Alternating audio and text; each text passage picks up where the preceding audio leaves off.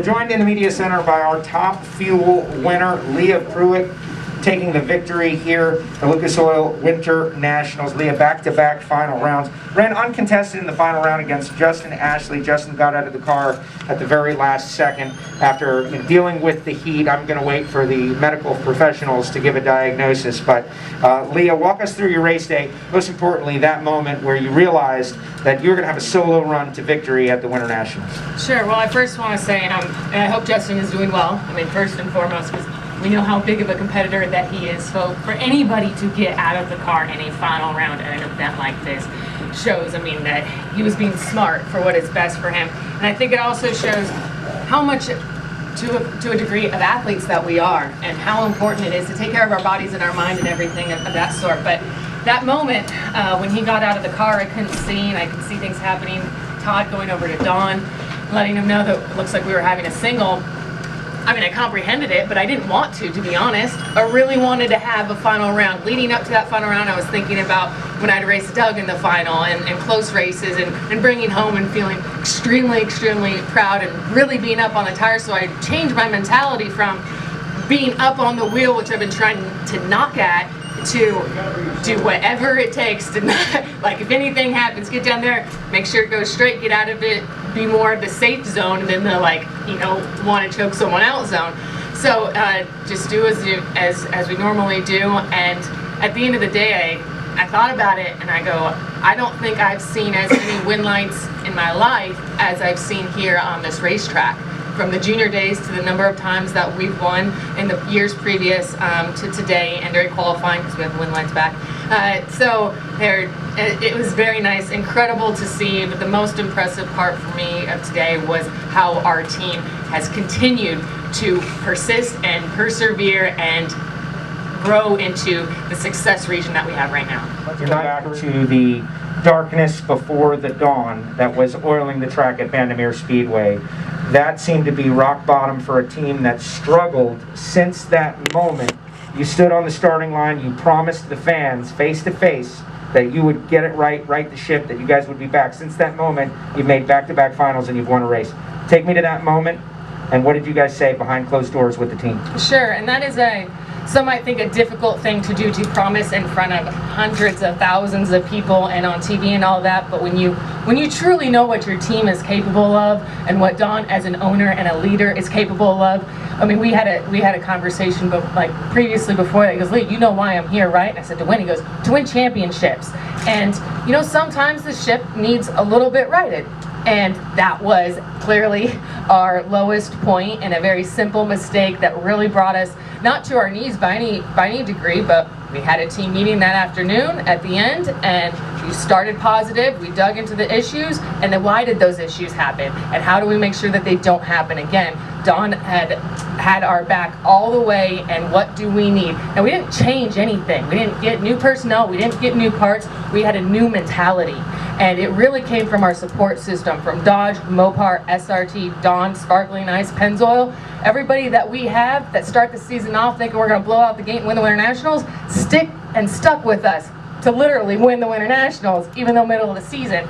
And it was, I said it last night and I'll continue again, for Todd Okahara to have a aggressive tuning persona and an application while being in the mud, and Neil having the leadership ability and bringing us all together. And it's not about hanging out at night, it's not about going to team dinners so much, it's about the fundamentals of what's happening in the trailer and having each other's back and pulling the rope in the same direction.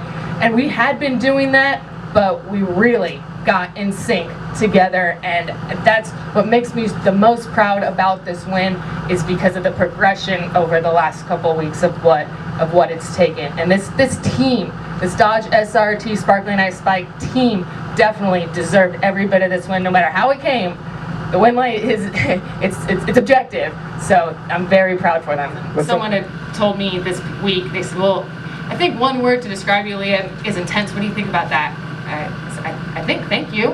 I mean, I think that would be accurate, and it just is a good reflection of the hard work of the team, the focus for 2.5 minutes from burnout to turnout, basically, and of what that takes. And you really block out I mean, I'm sweat. Oh, I did want to mention in here, I got some new long Under Armour wear from Impact. I changed them throughout the season, so I just got a fresh batch. And they have this cooling technology with them. And because I hadn't got a new batch in about 6 months, this was the first race to it. Like, I'm sitting here still in my uniform with my under on, and am actually like a little cool. So, I mean, I want to share that with Impact for the other racers when we get in these hot conditions. There is actual wear for these applications that, you know, could have changed the final round scenario. I don't know what Justin had or anything, but it just makes me happy that we were partnered with the right people and the right products to get the job done. And today, no matter how ugly it was, like I said, a win light is a win light, and a wall is a wall. Additional questions for Leah? Yes. Clarify. So you were surprised that Justin pulled up. You didn't before.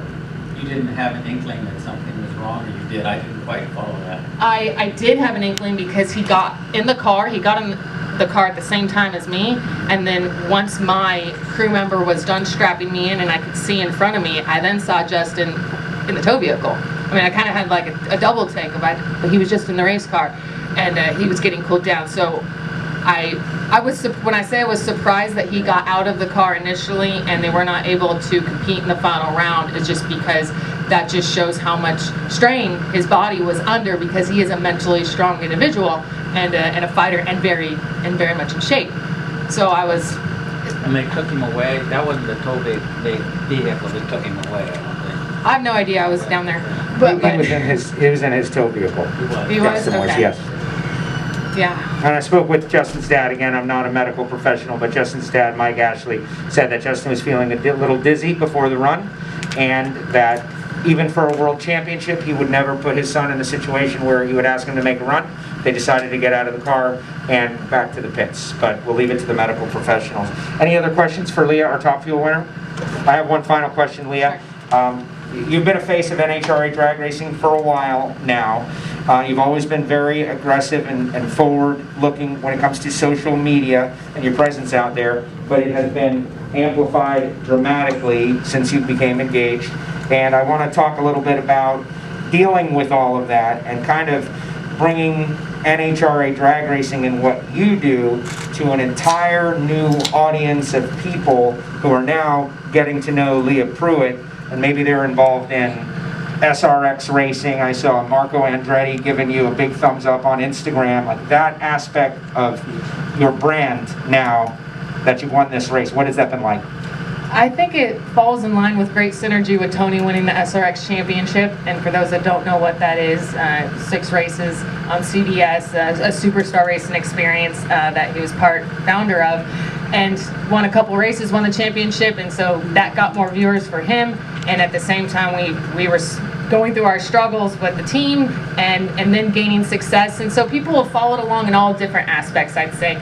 And ultimately, I mean, the motivator behind the social presence is for the partners, and our job is to promote and share the message of our partners, and it's our job to make the most of our media channels. So Tony has been a significant help on the personal side, on the professional side of keeping calm and cool, and actually I think we've tipped over that iceberg to where I've learned to be a little bit too calm. I mean, I used to get ramped up here, and I've learned to calm down. And Antron and I were coming back from the first round, and he had just beat Steve Torrance, which we all thought was we didn't know when that was going to happen.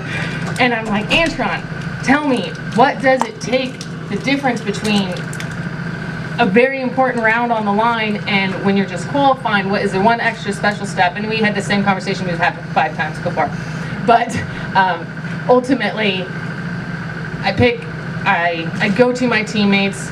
Tony is a teammate in life, and what we actually do is we have to come back and we have to turn off racing, because at first and foremost we are a couple and spending the rest of our lives together, and he has definitely pointed out it is the people, not only in your life but within your teams and everything about what you do, that create the success within your heart and on the track. And so I will take it from a true professional, and it's done really well. I can say I'm the happiest I've ever been in my life. I think that's subjective when you have a Wally in front of you on a day like today. But he's been a great support. He does not like when he had to run that e-car. and fans are cheering or whatever. He goes, I do not like that. What are you talking about? You had hundreds of thousands of people in NASCAR stands, and when he was supposed to run on Sunday today after Funny Car, and he wanted to watch us run, he's like, but I'm gonna have my suit on. I don't want to go up there with my suit on. I'm not really racing anything. I'm like, it's okay. You have, for anybody that has read the Drag Illustrated article, they will have a great understanding of how Tony got into a drag car through initiation with Don, into the respect for it, the reason he doesn't have an NHRA license right now, and the overall respect for the sport. And for me, that's extremely important because the respect for the sport, to me, is absolutely everything.